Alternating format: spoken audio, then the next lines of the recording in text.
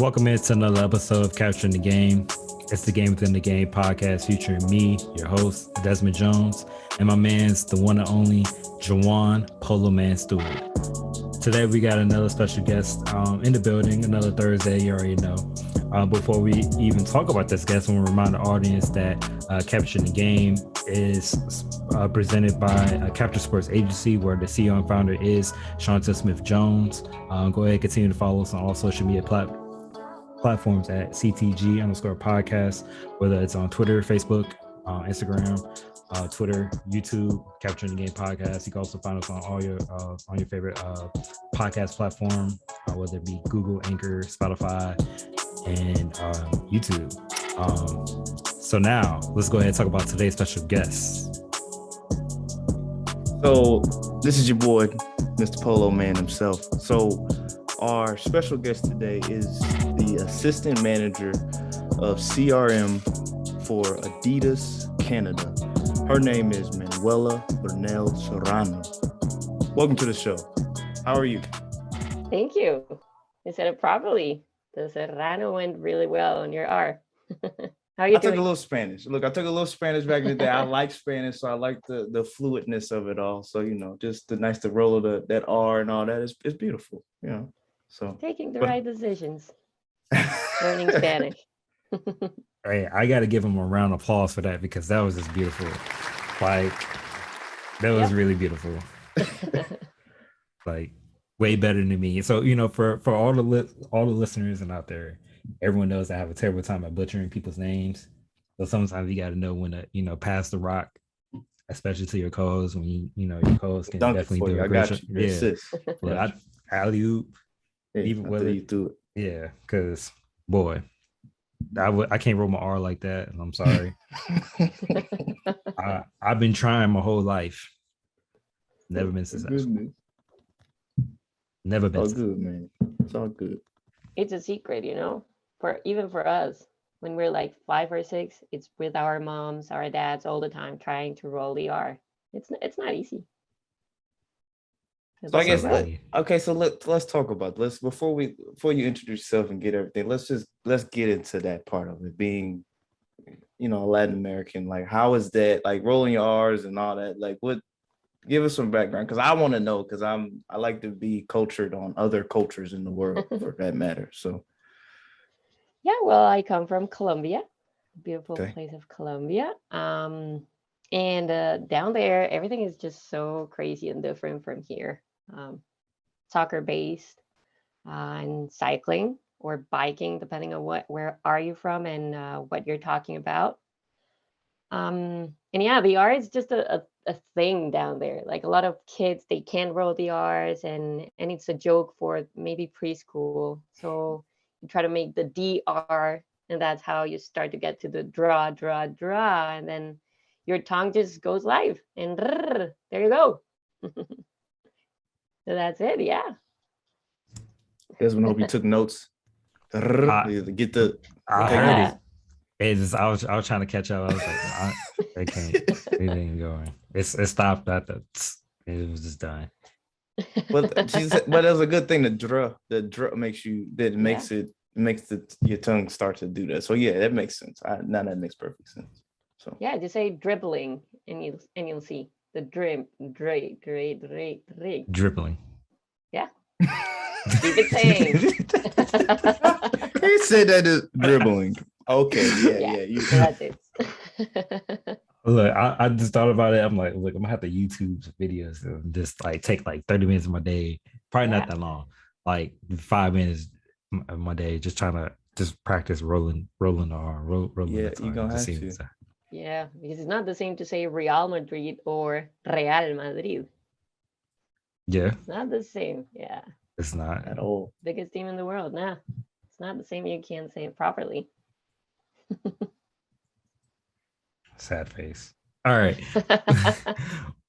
With that being said, so we already kind of talked about where you came from and stuff. So you're currently the assistant manager over at Adidas. So how did that come about? So I'm a journalist, really. That's my my degree back in Colombia. But then in Colombia, actually, I was hired to be the social media manager for Colombia. They needed someone who knew about sports, had a little bit more on the feminine world, because we were switching a little bit the brand to get that women in the brand, and also who knew a lot about sports. That's what I was doing. And it's weird because they got my resume and my background and everything from Facebook.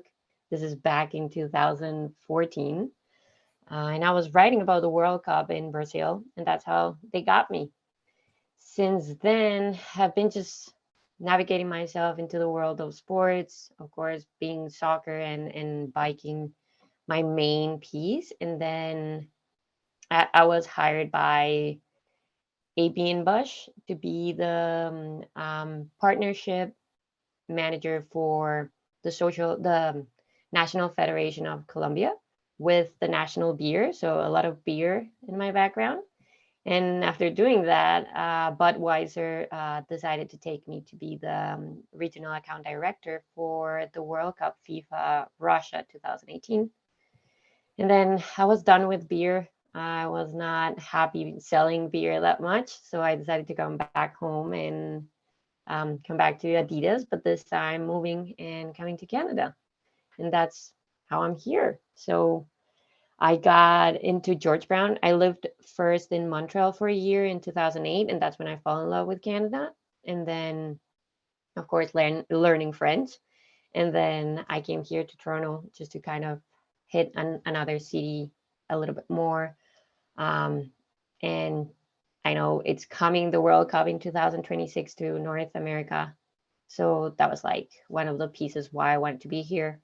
So it's going to be Mexico, the States, and Canada. So you'll need a lot of people that have to learn how to speak in the three languages. So French, English, and Spanish. And that's how I'm building a little bit my resume until 2026 when it hits North America. And yeah, that's my background, a little bit of it. So question. So Colombia, are they going to qualify for 2022 in Qatar? That's the $1 million. I think they do. They have a big possibility. But we are, and it's in every sport, like you hit the top and then you start going down again and hitting again with the new generation. And we're in that moment where the old generation is going away and the new generation is coming. And that's very tough with, new head coach. Actually, our ex-head coach now is the Venezuelan head coach, and that just hurts a lot for the Colombian team. So I hope so, but it's 50-50 at this point. There's a lot of good teams down there. Everybody just trying to get into it, and COVID just hit everybody on the south, but most of the teams who have players on Europe, they're getting better than the teams that are only in South America, because of course they were able to keep playing while down there a lot of time was closed and not a lot of playing, and that just hurts every single athlete. For sure. Yeah, definitely. Man, I gotta catch up on my soccer and get more in depth into it, get more in tune to it. Come on, man.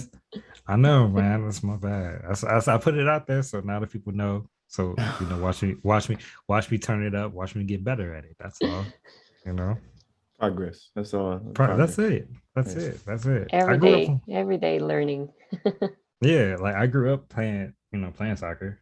Up until my high school didn't have a soccer team, so that's when career was donezo after that. But one thing that I know that you mentioned, so you mentioned that and this is previously before we started the podcast, like the CRM aspect of being an assistant manager. You want to tell the audience what does that mean and what does that entail? Yeah. So in the world, the CRM is more attached to how we communicate with consumers. Like this is the last piece with consumers. So you think about it as emails or the push notifications that you get in your phone. It's very attached to activities that we do with our consumers to build loyalty. So that's like a part of it. And something is cooking in behind, so I can't talk that much about it, but just keep an eye on the metaverse with Adidas Originals, and you'll see what is coming. And that's very attached to what I'm doing. Okay. Eyes are glued. Eyes glued. Yeah. This is the future, man. This is what's coming. Um, and if I can just say something for everybody just watching this, it's start looking at what it is. Start just getting into what is metaverse, what is cryptocurrencies, what is NFTs. It's not only Addy. We just saw already what happened with Facebook launching Meta, and what's going on in the world. And you'll see that is a trend starting to grow. Pokemon Go, the owners of Pokemon Go now building a new company to make this augmented reality. I think sports are almost there, are coming. We see this with Top Shot on NBA, and how it just, Big, millions and millions. Yeah. Yeah. And we're talking that it's just North America who's starting with it, but we're missing all what is going on in the Philippines or what's going on in China. These people, they're game on. And it's coming. It's coming very, very, very strong. Okay. At what point of 2022 should we expect to see this? Yes, you can expect that in 2022. And I think even things coming in 2021, even bigger and bigger, and you'll see all brands. You see our competitors, Nike, they're selling shoes online, but not, like just the digital shoe and what's going on with that. Or, you'll see even bands now having concerts online, Fortnite being like a big piece of it. You see now all these kids in Twitch and Discord. This is not going anywhere, and I think that and it's hard for us as sports lovers, thinking that the sport as how we know it's disappearing. I think that's very hard for us. But I don't feel it's disappearing. It's just transforming into something very, very cool. But this is future. This is future. You saw it on Space Jam. How this arena, and LeBron just hitting things, but it was a virtual reality. So what's coming? It's coming. It's just around the corner, man. Well, I mean, now that you said it, I mean, I've seen the Facebook press video for the metaverse and all that. I mean, it looks good. I'm curious to see how it works, I guess, in the real world with internet connections. And like, because if you got somebody with some laggy internet, like, you're not going to be able to be in the metaverse just chilling. Like, you're going to be lagging through, like, it's not going to look good. But it's definitely interesting. Like, it's interesting for sure, to say the least. I have a question for you. Did you ever play Pokemon Go? I did for a little bit. Same here. There you go. Like, you didn't need like 5G, and now we're in 5G in Canada. You didn't need that, and you were able to have all this augmented reality. So I don't think it's that far. From 3G to 4G, we run very fast, and now from 4G to 5G, that was like a very quick step. And Canada is already on 5G. Even when we see that Apple brought the iPhone 13 that was not able to connect with 4G, it's telling you something is, hey, we're coming for it. And now these glasses that they're going to start selling, Samsung, of course, doing the same. You see the brands, and they start just building into it. And if you don't learn how to do this, then you're out. You're totally out. The same as not learning how to dunk in the world of NBA. Like, you were out. There was a time where you were out. You didn't know how to. Yeah. Doesn't matter if you're tiny or you're super tall. If you don't know how to dunk, maybe you're off. You're totally off. So it's coming. Okay. So with it, no, since we know that it's coming, what's some things that people can do to, prepare themselves for it? So my recommendations would be first, um, learning and Mhm. understanding what it is.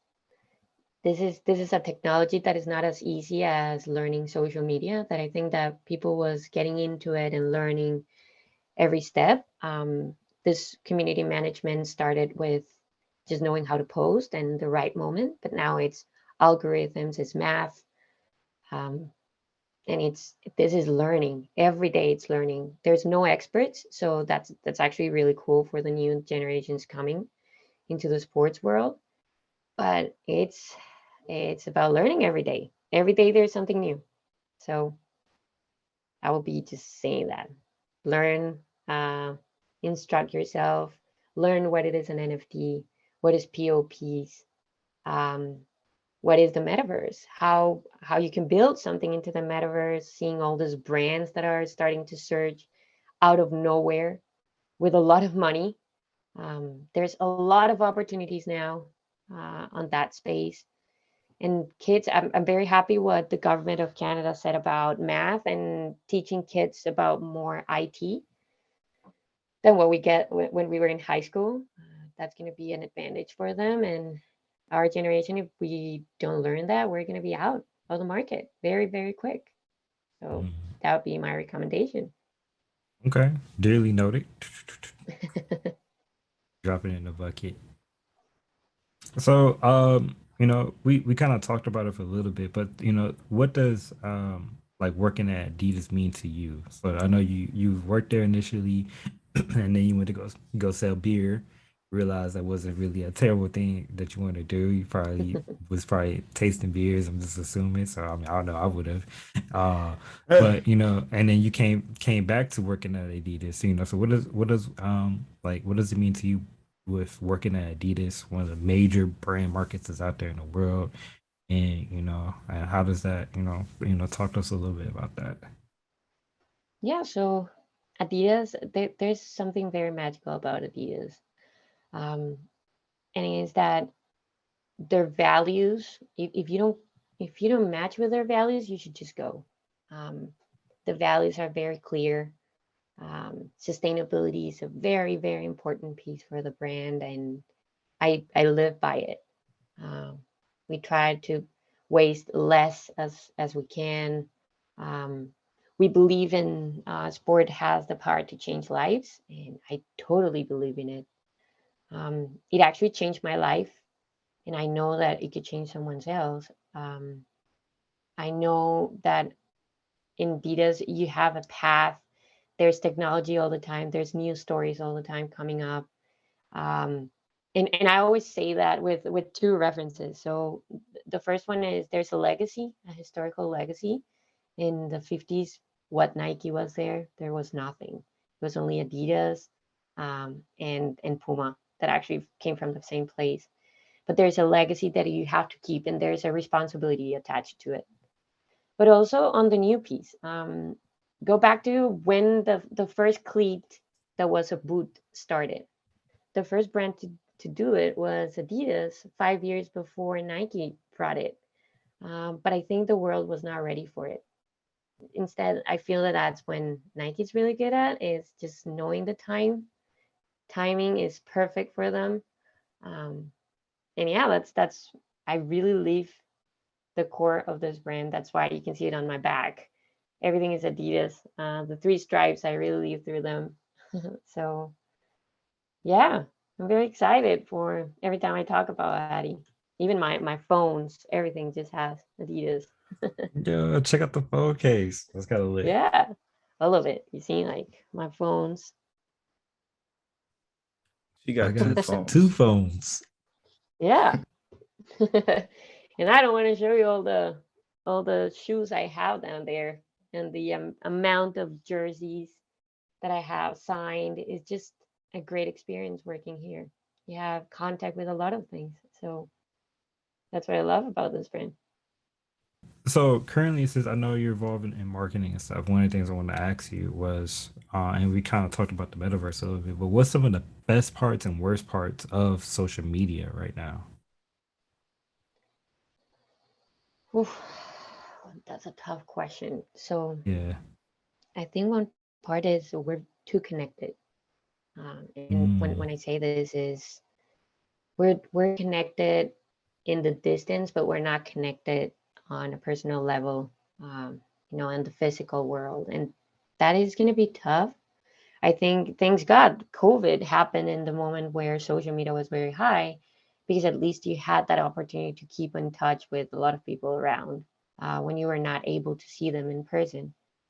Uh, so that's like the good thing about it. But I think on the bad thing, and something that we have to learn about, is how to communicate better. Um, Emojis are not enough to tell the tone of what you're saying, right? You say, I don't know, any bad word that you come into your mind, and you put a heart on it, and that changes like all the sense, but maybe you're actually saying it. So I think that the tones on social media, you don't know them. And that create a lot of problems, especially with knowledge. Uh, Before, we didn't have enough information, and now we have too much. And that's when journalists are very important. And again, this is my background of my journalism talking here, but you need to learn where the true source comes in. Where's the truth? Ask yourself everything that you see on social media. Is this true? Is this wrong? Where can you get more information to kind of build into it or not? Um, don't don't buy into it just so easy. It's so easy not just now to change people's mind, that it's kind of scary how a machine can just change your mind. And the Facebook algorithm just made everything worse, thinking that because you're interested, like, and I can see your background on the Mets, so that makes me think that you're a baseball lover, and everything that I'm gonna bring to you is just about baseball. But maybe you're not into baseball. Maybe you're just, walking around the city, you got that and you loved it and you put it on your wall. And that's when you have to really question yourself about what you see online, instead of having a conversation with you to understand who you are and what you really like. And that's the mistake that social media gets into. That's very, very creepy. that is very creepy. So and I get a lot of the algorithms and stuff because so both me and Juwan, we're on the IT side of things. So I'm an engineer, he's in IT. So and I get the whole algorithm aspect of it, and I find it super amazing, but also creepy at how some of it works at times. The infamous one is where you go searching for something, and then 2 minutes later you start seeing it in your advertisements when you're scrolling through stuff. It's because like the social medias take advantage of your cookies and stuff that's on your phone, and they get to looking through your information, looking through your past search results, and then go ahead and start popping up with stuff that's pertaining to whatever you're looking for. And I find the world very, very interesting and also like creepy at the same time. Yeah, totally. It's, my family's not here. They're in Colombia, and I'm not allowed to leave Canada yet, um, Hmm. to go and visit them. But social media has bringing us together a little bit more. Uh, but at the same time, I feel that there's no longer deeper connections on the offline with people around me here in Canada. It's harder, Yeah.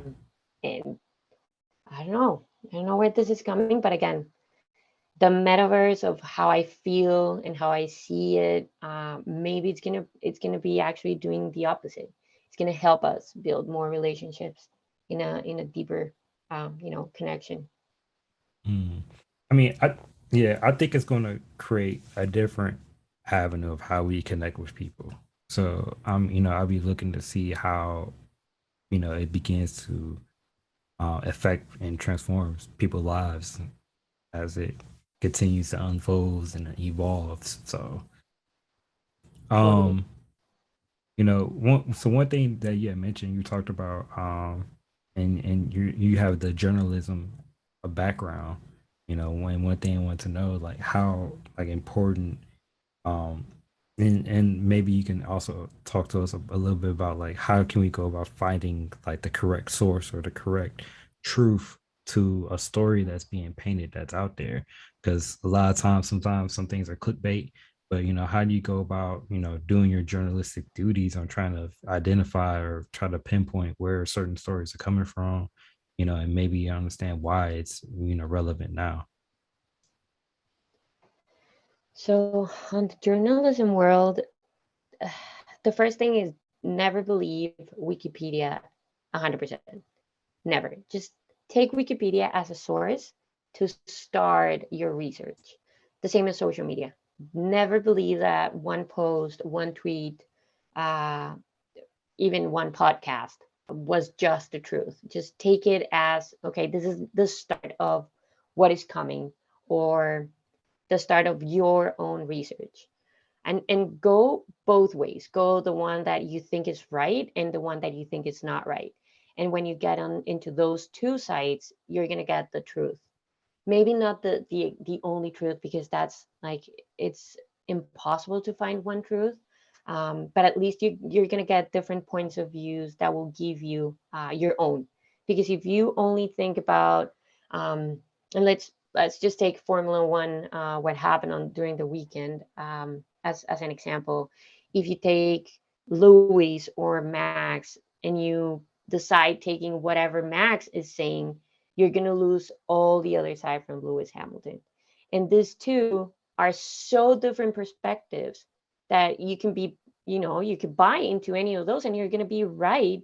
But when you take both of them and you see that there's something wrong in both of them and something good about both of them, you're going to get into the truth. So that's like a little bit of the process into the journalism, and that's why journalists, what we do on when we are on duty, is asking questions, asking as much questions as you can to both sides, to the people that you agree with and more to the people that you don't agree with. Try to put your try to think about the other person and how they see the world. That's how you actually try to get into that deeper point. And again, going back to the metaverse and this digital world that is coming, don't stick to what I'm saying, and go and check what the rest of the brands are doing, what the rest of the people in the world is talking about. We're thinking that Top Shot was the first um, big NFTs piece, but we're not seeing what is going on in Asia. And there's another world out there. So it's about the research, to try to get into the truth and facts, that you can actually, you can see them. It's not just because someone said that someone said. No, just try to go to the best source, of the truth, to try to find it, to try to find exactly that middle ground. All right, thank you for that. Because I don't know, sometimes when I'm looking for stuff, I'm like, I try to keep in mind of, from different perspective, whether it's right or wrong, but just making sure we got the whole story and understanding that.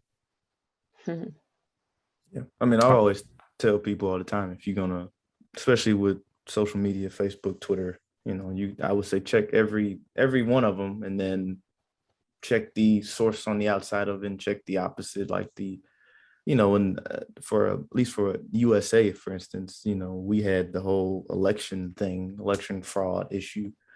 So I mean, you look at Fox versus looking at CNN or whatever, like two different opinions. They both slant it the way they want to slant it. But if you read both of them, you find the middle census, the middle ground to a degree. Like, okay, somebody has a point here, but maybe not much, type of thing. But definitely get it on a lot of levels. Yeah. One thing that I definitely want to talk about, before we go any further is, how has like being a woman impacted your career?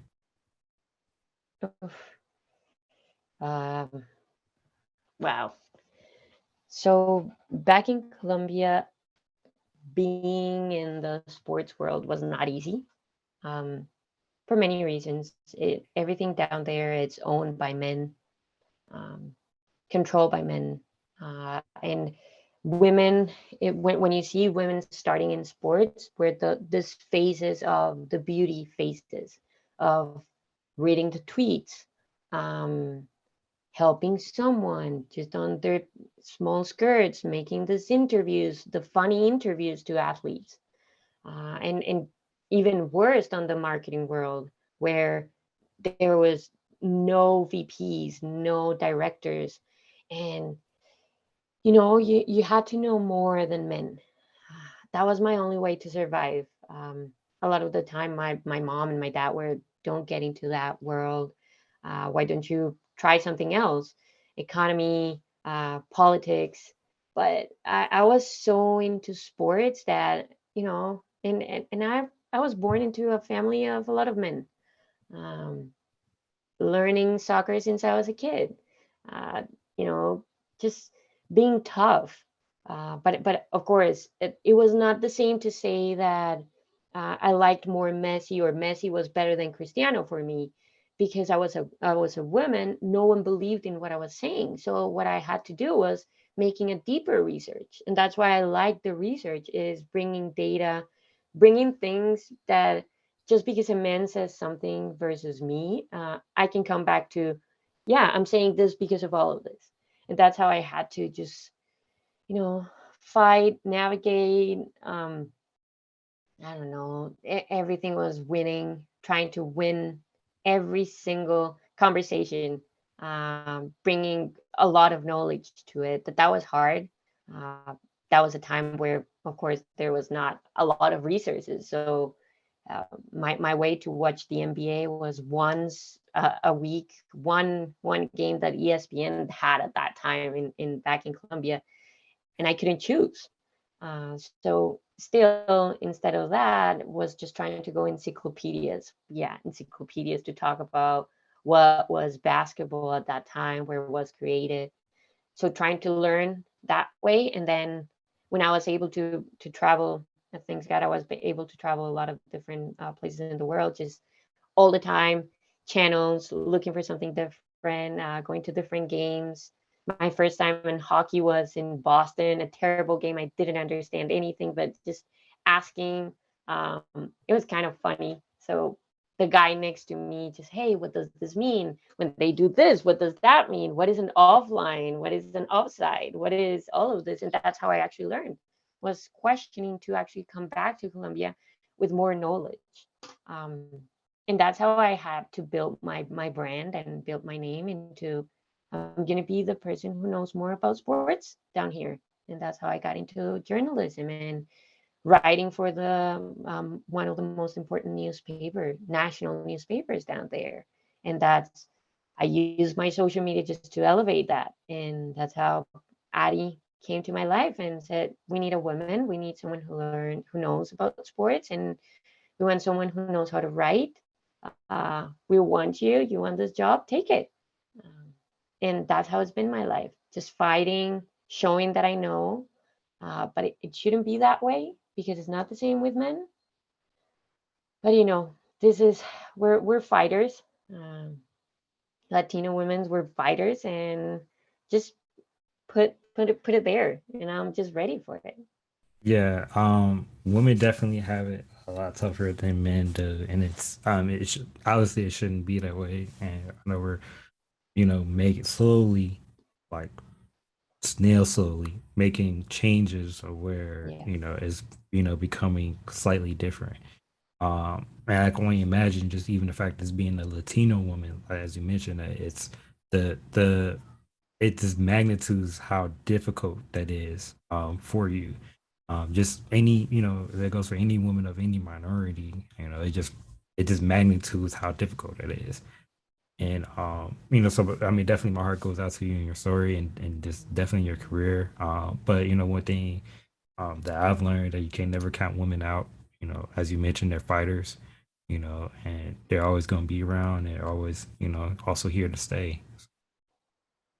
Yeah, and Desmond, at this point, people don't understand that Latinos were the mix of three big races, huge Mm-hmm. races with their goods and their bads. But we come from that European white person, and we come from that Asian who actually built into all our indigenous, but also our 33% is also black from the Africa, from slaves, where we're tough. We've been fighting every single year. We have to fight all the time.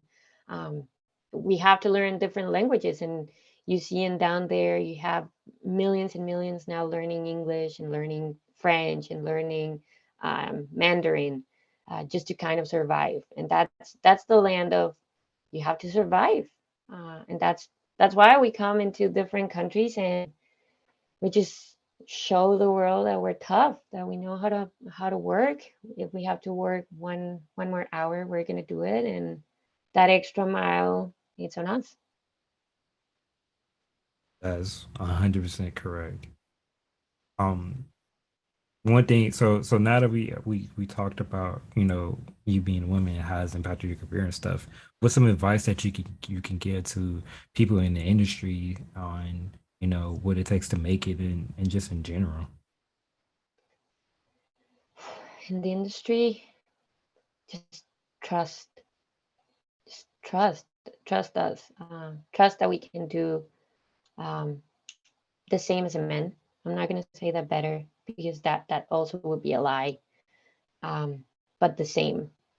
Don't say, oh, poor girl, or let me help you with this box because it's too big for you. If we don't ask for help, don't come to us and just offer the help just because we're women. If you're coming to help, it's because you see that there's a problem and you want to help. But don't come into that bias of women can't. Um, and that just builds into everything. It's trust us, trust that we can do a project on our own. Trust us that we can manage a team. You see NFL, you see baseball. Um, Now you see it actually bigger and bigger and bigger in different sports, where women are taking also the head coaches and general managers, MVPs everywhere, everywhere. But again, you just need one guy to trust you. Thanks God, I always had it.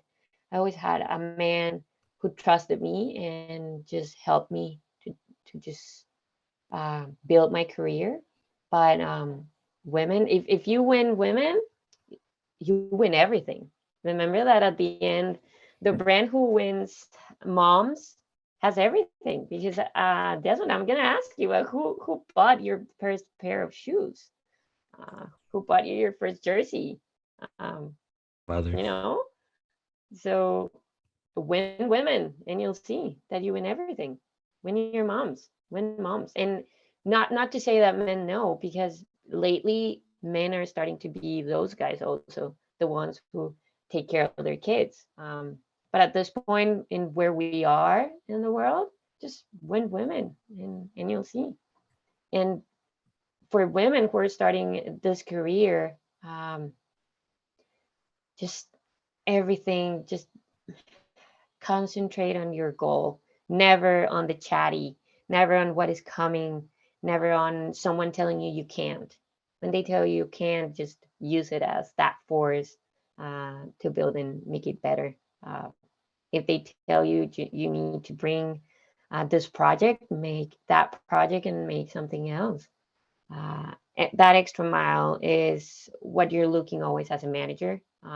So that extra, it's just that. So what advice would you give your younger self if you like looking back? Like what would you do differently if you could? Oof, I would tell myself to be myself always when I was a kid. Um,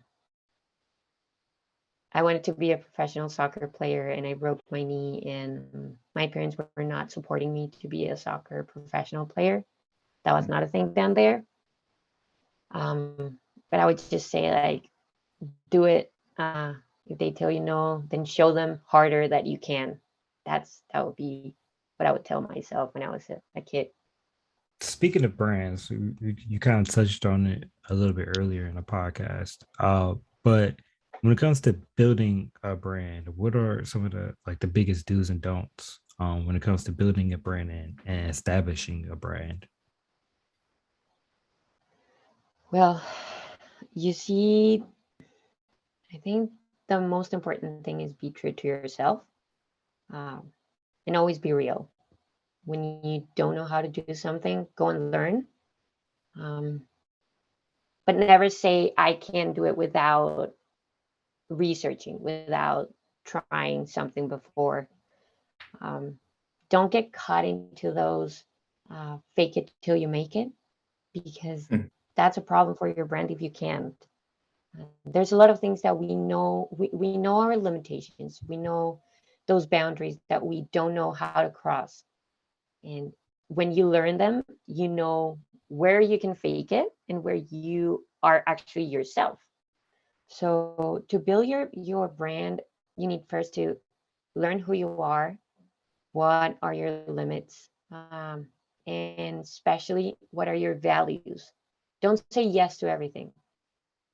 It's better just for yourself to say no to brands, to roles, to jobs, to tasks that are not with your values.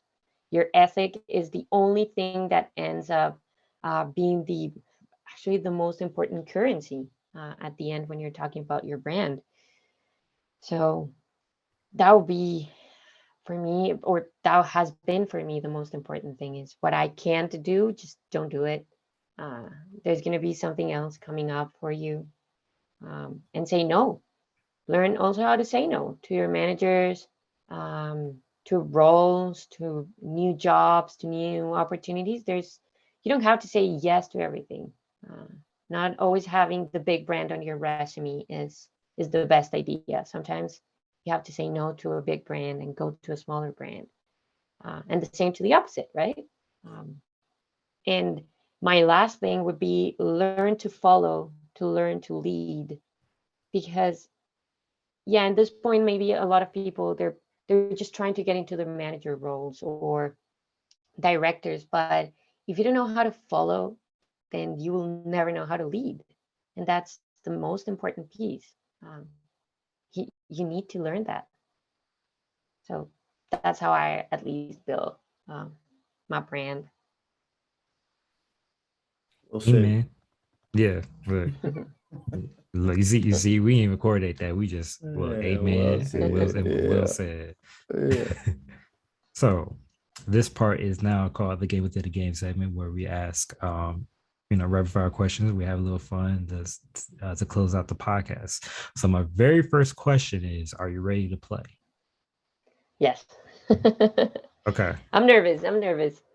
You nervous? All right, it's nothing to be nervous about. You're fired, so you got this. You got this. All right. Okay. So chocolate chip cookies or oatmeal raisin? Sorry. I said chocolate chip cookies or oatmeal raisin. Chocolate. Oof, no, chocolate chip cookies. Always. Another Chocolate one. always. That's another one, Desmond. Sorry. That's 13-4. Okay, so I'll let you know that. All right. So he Yeah. doesn't. We have a running thing. So there's back and forth between guests that come on, and we always go back and forth about who will have most. He's an oatmeal guy, so like he has 4, and I'm a chocolate chip person, and I got 13. So hey, it's just a win-win right now for me. So. But I gotta tell you, my mom does the best chocolate oatmeal cookies ever. See, that's Both. a thing. So chocolate and oatmeal. So but That's the always thing. chocolate, man. So that's the thing. A lot of people came on the podcast and told us it's chocolate and oatmeal, not like just chocolate chip cookies or just oatmeal raisin. It's the chocolate and oatmeal. So then we should put another option on here to say, or oatmeal chocolate chip oatmeal cookies, or whatever the thing is. I don't know. I don't know what they call. But for some people, it may be snickerdoodle or it may be sugar cookies. So I feel like I don't know. We may have to revisit how we ask or how we handle this particular question. We should put at least chocolate. 4. We should pick 4, the top 4 that people eat. So snickerdoodle and sugar cookies should be on there, or frosted sugar cookies, whatever one. Well, we might as well just go to 5. So you go chocolate chip, right? You have oatmeal, and you have oatmeal chocolate chip. And you have your sugar cookie, oatmeal raisin. I mean your snickerdoodle, and then Or peanut butter. Peanut butter. See, A lot of people love peanut butter. Yeah. See, there you go. Peanut butter cookies. Okay. Still, I'll stick with the chocolate. Okay, that's good. Okay, that's still a win for me. That doesn't matter. Your next question is TV shows or movies? Movies. So, what's your favorite movie? I'm a documentary kind of person. But Mandela, it's a really good one. Or I don't know how is the translation in English, but it's the story about the apartheid in South Africa with the rugby team with Mandela. That was awesome. With Mateo, I think it was. That's beautiful. That's a beautiful story. Makes sense. I watched one of those for sure. Yes. Really cool. And you learn a lot about the history of South Africa. That is amazing. Yeah. It's actually amazing. Okay. Next question for you is what would be your favorite sports moment you have either seen or witnessed? Sport moment? Maybe Kawhi Leonard with the Raptors. The triple bounce. Yeah. That last second with the Raptors. It actually brought the final games to Toronto. That was pretty awesome. That was pretty awesome. Yeah, the triple bounce on the Philadelphia 76ers game. What was that? Was that 7? Was it 7? Was that game 7? That was game. No. Was it 6? 6. I think it was game 6. Okay, yeah, because it would have forced 7. Yeah. All right. Yeah. Yeah, that was great. Okay. So I'm gonna go soccer here. I'm gonna give you a scenario here. So let's see. Actually, build your starting 11 team, your squad. Build your squad. Historical? Doesn't matter. You can do whatever you want. Okay. As a goalkeeper, I would put Van der Sar, the Deutsch guy from Manchester United. Okay. I'm a very Colombian person. On the back, I'll put on the left. Oh my God, you put it so hard. It's so hard because I don't know if going historical or now.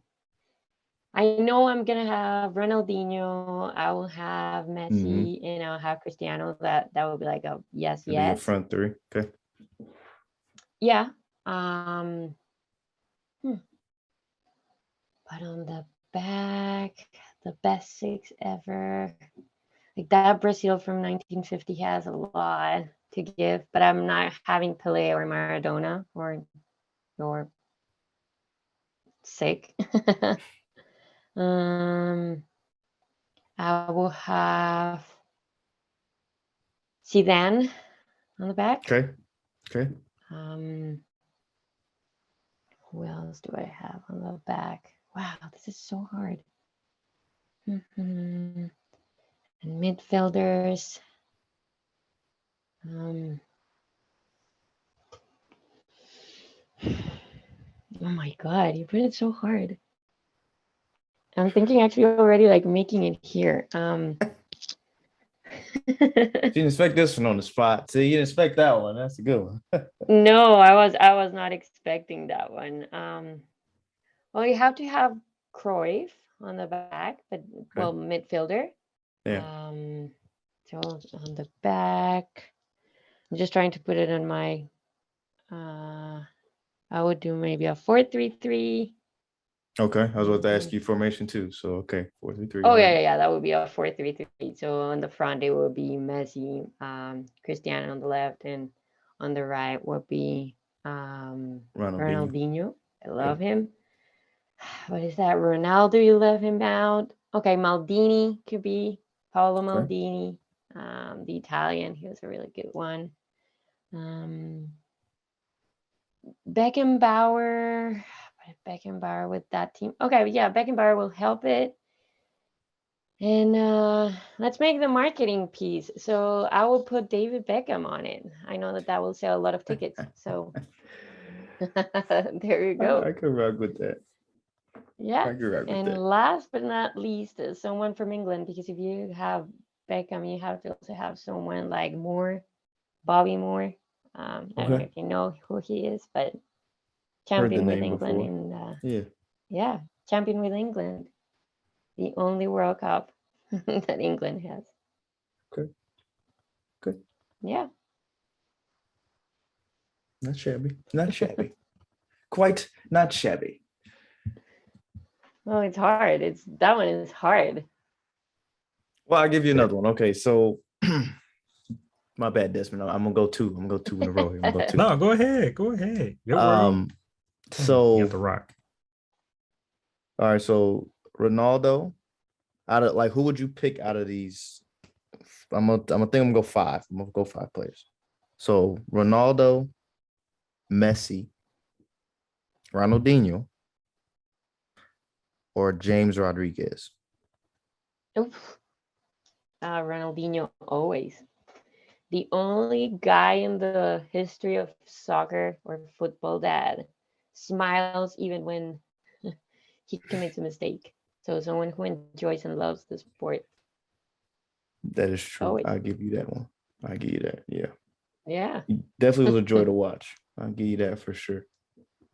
I think he's actually the real creator of Jogo Bonito. That means like the beautiful game. That's the style of Brazil. Yep. Exactly. Okay. All right, Desmond, back to you. Desmond, how are you doing there on the soccer side? I'm Gucci. I'm good for the most part. He probably has no idea who half of those names that we just said are, but that's okay. It's okay. I said it's okay. Yeah, put me out there like that. No, I know a good handful of them. Which ones do you know? Let's see. I'm curious. Ooh, don't put me on the spot now. I'm just kidding. You not right now. Just for you to know, if you ever see someone doing this on basketball, that actually a lot of them they do this, it's because of Ronaldinho Gaúcho. Okay. So I didn't know that. Downloaded, received. That was the way he celebrated. I do remember that, but I see the reason why I do kind of remember that, and maybe only because of FIFA. So that's kind of messed up, but I don't know. That's just mine. But that's how sports games get you more in tune with players and different, involved in that type of stuff. So I mean, playing FIFA and me getting back into FIFA now, it just I'm like, oh man, I remember all these players. Like, man, this teams are shuffled around. You got Paris Saint-Germain now. That's very, they're done changed their whole team. They got, pull up Messi. You got Manchester United pulls, they got Ronaldo. So I mean, you still got your Chelseas of the world and, Liverpool, Arsenal. The list is on Real Madrid. You still got those are still going to be great. It's just you got different teams and different names in different places, and you figure it out. AC Milan is another big one that's huge. So it's just you figure it out as the game goes on. The one that have the 5 stars in FIFA. Yeah, and then the 4.5s, the Bayern Munichs of the world and all the rest, Bayern Munich of the world. The one thing I love the most about soccer is the fact that they're probably one of the only sports where your teams get I may butcher the terminology for it, but your team could get relegated. Or is it? Yeah. Oh yeah. I love that. That's terrible. Because that's a religion for so many people. So imagine you're coming to see your team every Sunday, and when you get into the other category, They no longer play on Sundays, but Saturdays. So it changes people. That you see people crying. It's not a good feeling. Yeah. It's not a good feeling when you get into the second category, and then you get all these mugs and social media about like, oh, you're another category, you're nothing. That's tough, and it hurts. It really hurts. I know it hurts, but I just love that aspect because like your team ain't doing good. Like y'all can go play somewhere else. Like go play on a different day. Like let us know when you're ready to come back. And start performing Yeah. again. So yeah, I That's get it. true. From the fans' perspective, like, but yeah, that sucks. There's a lot of soccer fans go crazy for their teams, and I love it though. Like their energy is like just crazy. Just being, I had a chance to see like the Monterrey Realos and the Tigres play. I've seen them both play in both the stadiums, and just the Oh, atmosphere is nice. crazy. I loved every minute, every second of it. Like they was rowdy from jump to start. Like most like either basketball games I've been to or even baseball games I've been to, super laid back, super chill. Every now and then there's a lot of energy built up. No. And these soccer matches, they had nothing but energy the whole time. It was crazy. I've never seen anything like before, and I always cherish being there to see as both, especially at both stadiums, because both of them are historic. So but yeah, it was awesome But then think about experience. it like this too, though. Like once they get to like the World Cups or the individual cups for the countries, like then it's like tenfold crazy. Like it's like a I whole nother know. level of crazy. Like World Cup, So it's crazy. But you know, England go to watch a game. Yeah, go watch a game on Atlanta. yeah. That is the fan base in Atlanta for Atlanta FC is huge, is crazy, is it's more about that feeling that you're just describing, Desmond, of people cheering 90 minutes, not sitting down, hype all the time. That's is not a lie that a lot of people have died in stadiums because of heart attacks. And it's a fact. There's so I many can believe stories of that. different countries. Yeah, it is. Until you go here to a Maple Leafs game. That's hype. And the Raptors, you have a full country cheering for one team. So that's Yeah. also very, very crazy. Yeah. See, I gotta add two things to the bucket list. Gotta go to another soccer game, and also see if we can go to a World Cup game there. The Yeah. bucket list You're item. gonna get the opportunity in 2026. This is true. This is very true. Okay, so now, so we know that, and this is based off because you said this earlier. You have a lot of shoes in your possession. So, what's your favorite pair of shoes that you own? My favorite or the most expensive? I want to We'll hear go with both. favorite. I Yeah, want to go we'll do both. Oh, both. Okay, go for it. um, my favorite in this moment, because it changes almost all the time, but I love my Terex Parlay. It's a boot. It's for winter. It's made out of plastic, and it's super, super, super. The weight is so great, and you It's a feel plastic boot. super cushiony. It is made out of plastic, but it's recycled from the oceans. Hmm. So it's really cool. And it's very comfy. And in winter here in Canada, you may know it's terrible with the snow and the slush and whatever. And these are great because you can just put them in, easy, take them off. So I love them. I have a special feeling for them. But I have two pairs that are very hype, if you can call it that way. I have a Yeezy from 2016, the second pair of Yeezys 350s that went live in history. I think now they're just asking for them like 6,000 or something. I bought them making a line, and yeah, that's crazy. Um, but I use them. I actually wear them. So you can't just sell them and people is like, no, you have to keep them. But I'm the type of sneakerhead that I wear my shoes. I don't keep them only on the box. I mean, But that's I what you're supposed to also, do. yeah, right. You're supposed to wear them. A lot of people they don't. They actually keep them there, just exposed, and it's beautiful and whatever. But I like wearing them. And I also have a pair of. This is a collab in between Addy and Beavis and Butthead. I actually love them. Really cool. Yeah, that I actually got a couple years ago, and now they're crazy on the internet. So, yeah, those are two of the ones that I have. $6,000, huh? Yeah, they're crazy. It's come on, everything Kenny touches. Yeah, this is true. Yeah, That's this is just very raise true. your hands. That's all you can say. All right. Yep. Hey, Kenny rules the world. That's something we know. Yeah. Well, I thought you was gonna probably say, you had some, the rivals shoe, some Nikes or something. I know you work for Adidas, but I thought you maybe was gonna say you got some Nikes that are top of the line, but I ain't gonna tell nobody though. I'm not gonna lie, I have a couple pairs of Nikes. I don't wear them. For many reasons I don't, and one of the reasons is my brand is also attached to the brand, so I have to kind of follow it.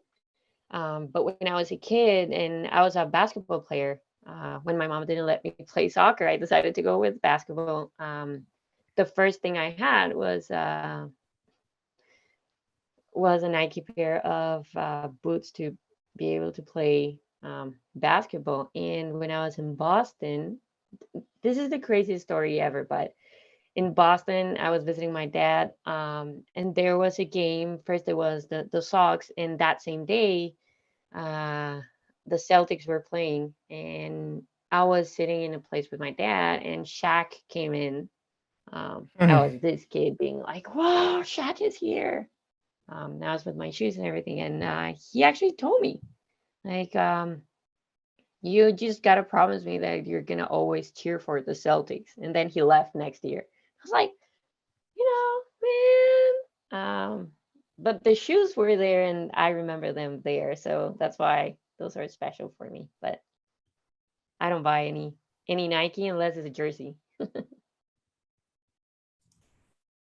Respect. Yeah, that guy's bigger than He's bigger than life. anything. It's just yeah. You think he's big? Then no, no, he's just too big. I'm trying to think if I've seen a 7-footer in my life. Like, I think I had a cousin that I couldn't remember, but just people that tall are just like, you already gotta look up to him. But like Shaq, I can't imagine seeing Shaq. Like, Shaq is, like I said, he's large, but he also has a personality that's just larger than life. His smile is so big that I think that's why you also think that he's bigger than what he looks like. And his hand, like, boom. Massive. Yeah. That's crazy. Yeah, I don't look that tall, but I'm 5'7". Okay. So you a little bit shorter. You about the same height, close to me and Juwan. No, I'm Wait, just I'm 5'10", man. So maybe Juwan's a little bit taller than both of us. I'm about to say, what you mean? I'm 5'10", man. 5'11" on a good day. 6 foot if I'm really stretching it. You know what I mean? You just add the shoes. Yeah, with the Timberlands on, I'm 6 foot. There you go. Or the polo boot, that's all I'm saying. with the polo boot, of course. I stopped growing in like the 7th grade, so it's been I hit short your whole life. Yeah, you know, like no hope, like whatsoever. Oh my Uh, god. and this crazy thing is, it happens to my brother too. Like my brother, he got to like 6'2" in the 7th grade, and then he just stopped growing. Me, I got to 5'9" and just plateaued. That's it. Stop. Yeah. Like I Stop. ain't get no extra like growth spurt and anything. I just plateau. That's it.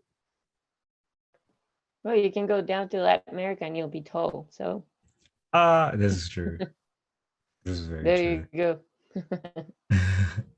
All right. One other question that we have for you is, if you had a chance to take over any organization, who would you choose?